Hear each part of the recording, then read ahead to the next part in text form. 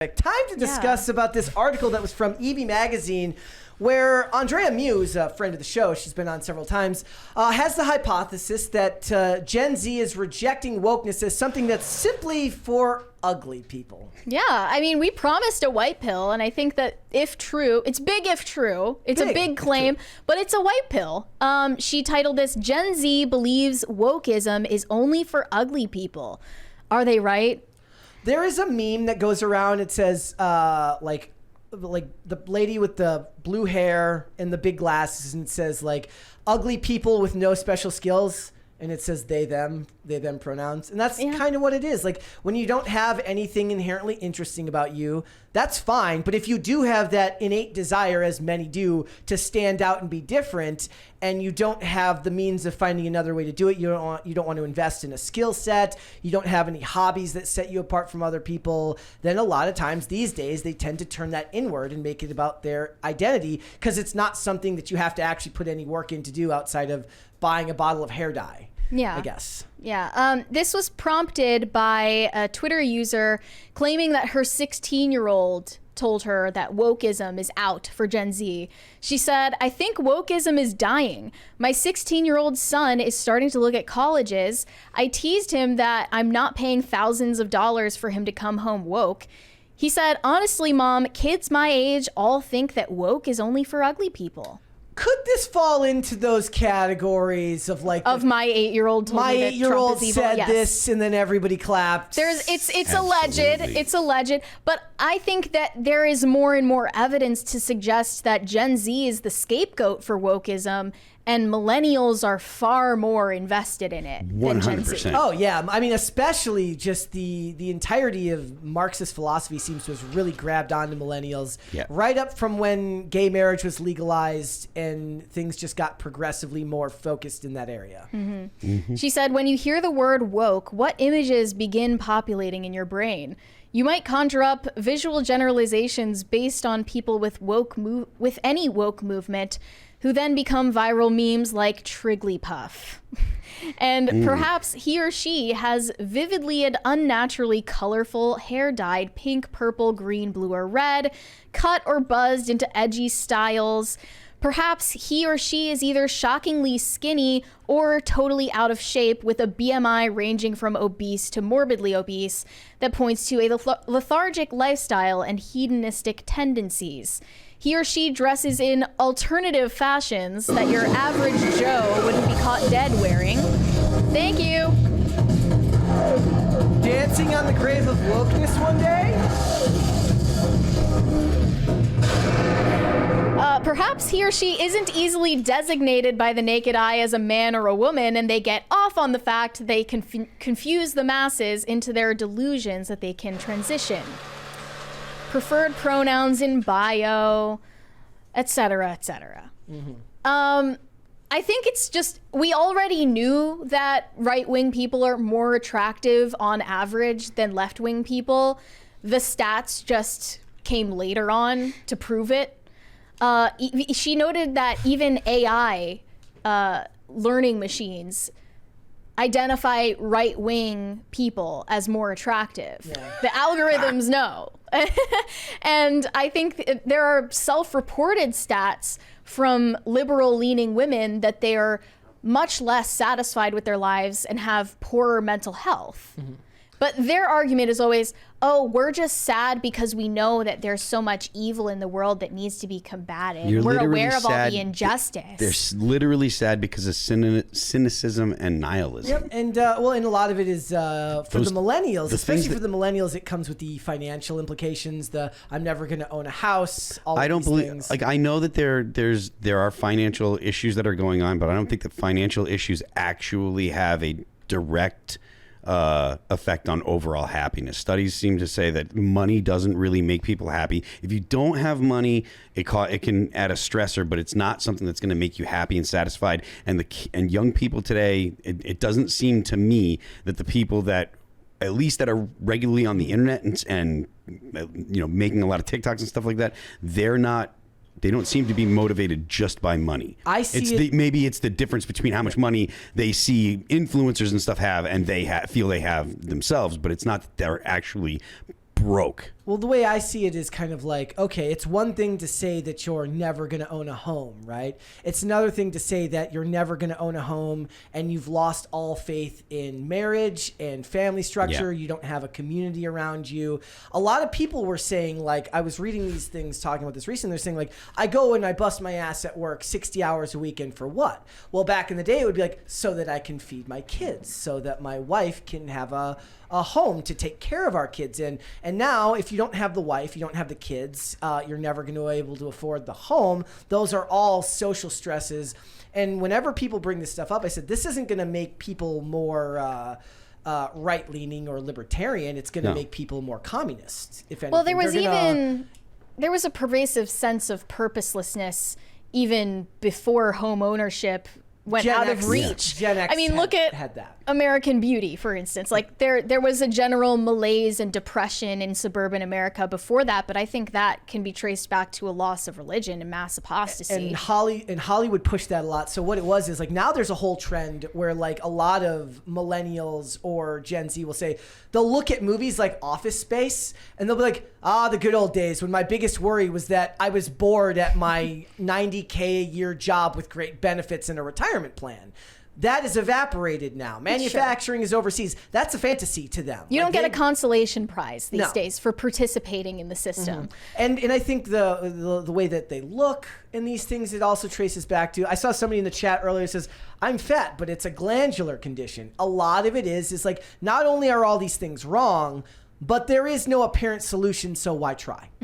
Phil, are you millennial or Gen X technically? Gen X. Okay, so we've got a millennial and Gen X.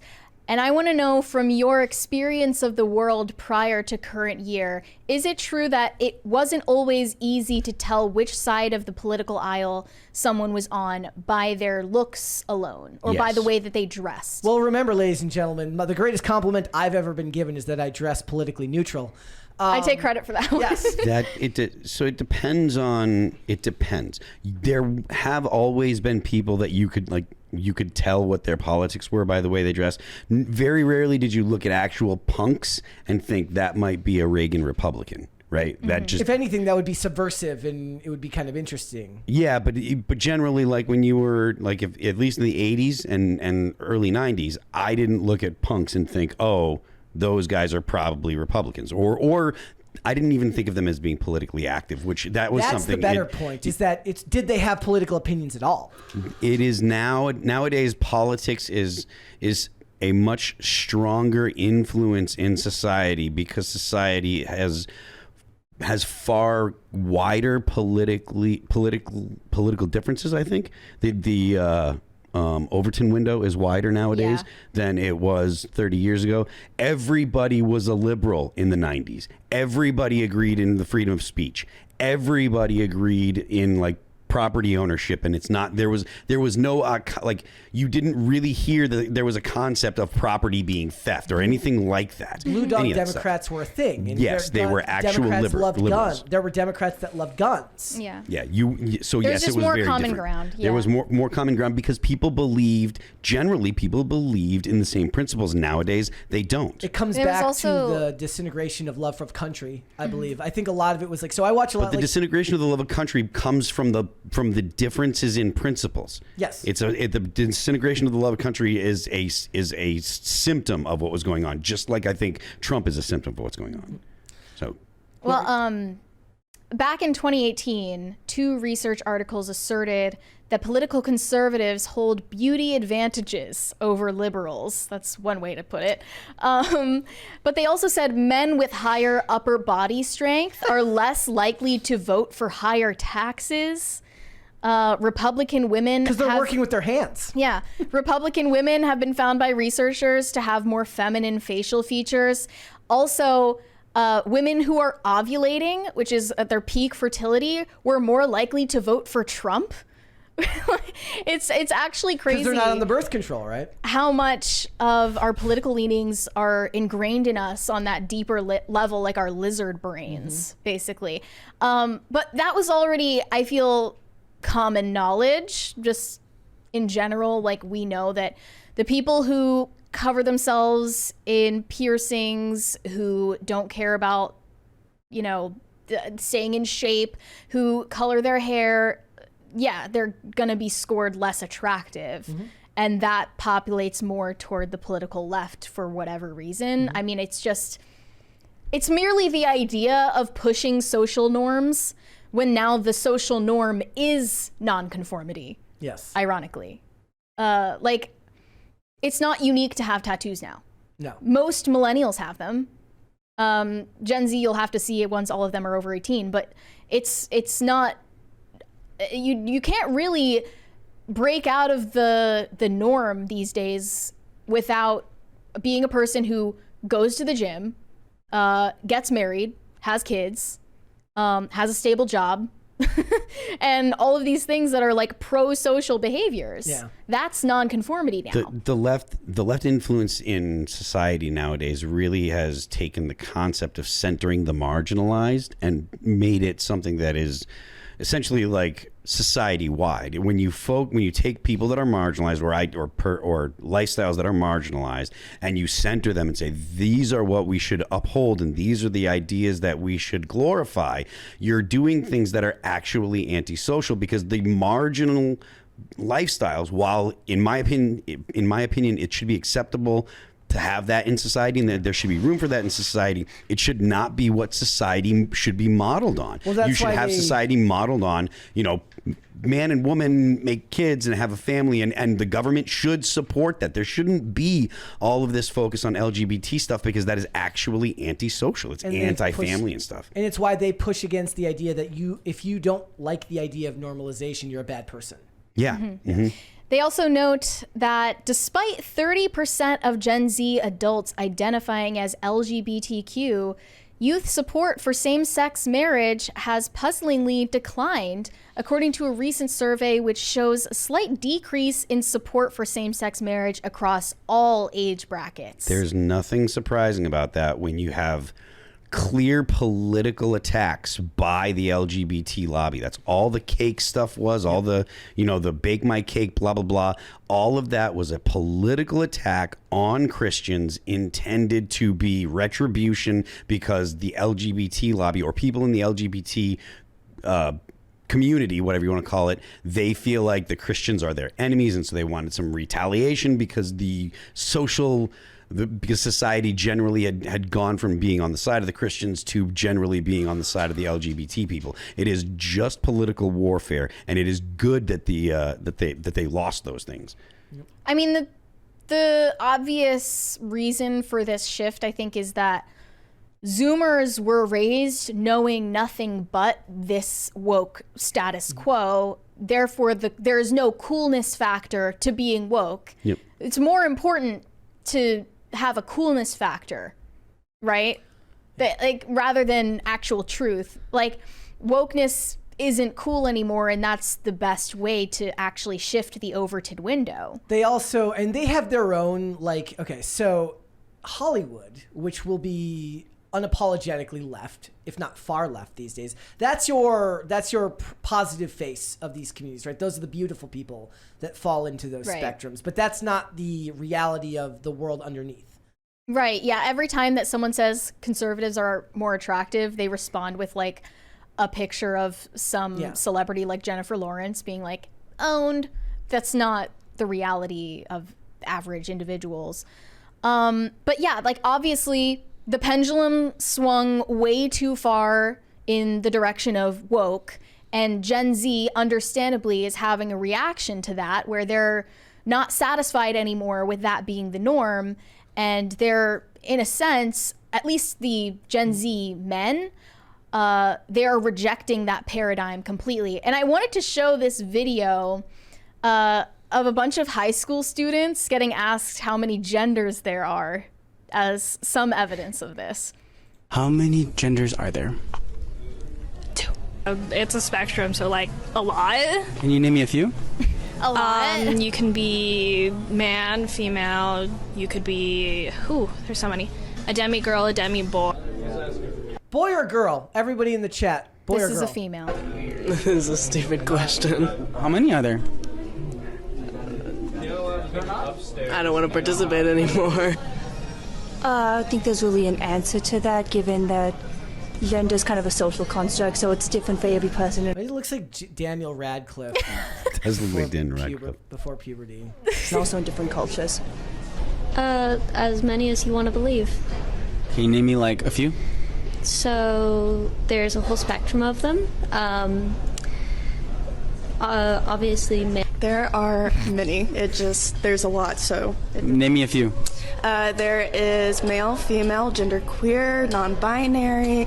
Obviously, the whole trans community is counted as a. Oh wow, I don't know. Wait, that's a big thing to gloss over. I love how they just cut off. There's their a lot. responses. I know there's like. Name me them. I know there's cis, obviously female, male, trans. Sis. So I mean, the proof is right there, and you saw that girl at the beginning had to whisper Yes. too, but you saw with the other one, like she refused to participate because she knows it's embarrassing to say that there are more than two genders, and she knows she's going to get clowned on if it gets posted on TikTok.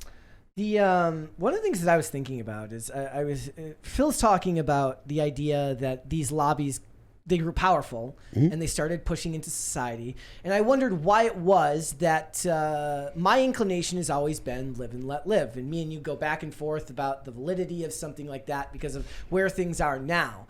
But the point was that when I was growing up, the idea of live and let live made a whole lot more sense because there wasn't a manufactured push from political lobbies and groups to change things. So everyone did what they did, and it wasn't encroaching on other space. Now, this is where they get into the idea of make people uncomfortable, right? They love the idea from the political factions of these organizations to make people uncomfortable because it helps them push for social change at the political level. But that's like ingrained in someone like me to just like, I don't care what you do.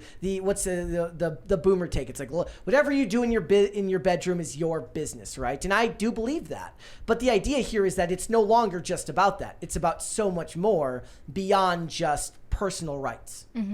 I mean, I just think if we bring it back to wokeness and entertainment, I think all of these woke movies, woke TV shows, if you slap that label on it, they're made for a millennial audience and mostly are made by millennials. Wokeness is, at this point, a definitively millennial invention, and Gen Z notably doesn't like millennials, and they don't like wokeness. They kind of shot themselves in the foot trying to be like, you know, millennials are obsessed with still being seen as or feeling that they are Younger. the youth when they're not anymore. And they shot themselves in the foot by trying to hang on to this perception of being part of a subversive youth culture that doesn't exist anymore because it's taken over all the institutions. The conclusion of this article is, I still feel, is pretty relevant though, which is like, look, that does not mean that these aesthetics are going away. And certainly we're going to see, like, if we're talking about who's protesting for Palestine right now, and what's going on with Marxist philosophy, that's just as entrenched in Gen Z as it is in millennials. It's entrenched in Gen Z females. Yes. Gen Z men are going totally the opposite direction. That's a more worrying social trend, but it's for a separate discussion. Gen Z women are the woke people in Gen Z. Did you see this? This was going to be a cringe, but maybe you saw this. There is now something called gender season. Oh, let's where hear your it. gender is based on your season. Did you know, however, there is a gender identity that is linked to the seasons? This is called gender season. And this is a gender identity I've only just learnt about. It's a micro identity. It's not an identity that I have ever heard discussed before. It's a new one for me. Gender season is an individual who explores their gender identity in relation to a season or all the seasons. So this might be somebody whose gender expression and identity is linked to one season. So for example, winter. Just narcissism. Or this might be somebody whose gender identity and expression changes depending on the season. Did you know how... Put them together with the what was the person who was attracted to trees? Oh yeah, the ecosexuals. The ecosexuals, which is just a dendrophiliac or whatever. And in fall, the leaves start start shedding, and they're like, "Ooh, that tree is naked. That tree is scantily clad." Their it's like seasonal affective disorder just hits different for them. I didn't want to learn that. I hate it.